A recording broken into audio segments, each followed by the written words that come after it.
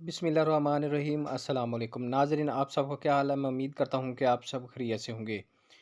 तो आज हम जो नई सदी में जी रहे हैं, लेकिन हमें जो अपने इस्लाम और कुरान पाक की दूरी और इस्लाम की दूरी की वजह से लोग अभी भी ज़माना है जो जहालियत में है। ये एक वीडियो है जिसमें सर थोड़ा मेहरबानी करो हाथ बात दे देखो मेहरबानी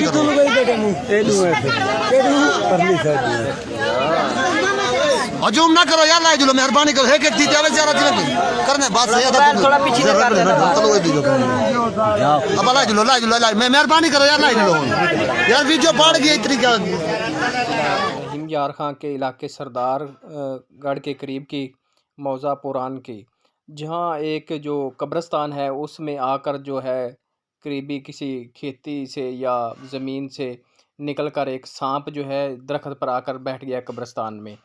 तो लोगों ने कहा कि ये जी बाबा जी आ गए हैं ज़ियारत करवाने के लिए।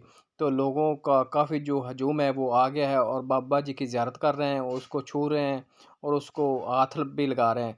तो ये जो आज हम कल फ्लड वगैरह मुंजी में करते हैं, ज़हर वगैरह जिससे जो जानवर होते हैं या ऐसे सांप वो बेहोश हो जाते हैं और वो घंटा 2 या इस तरह के बेहोश हो जाते हैं।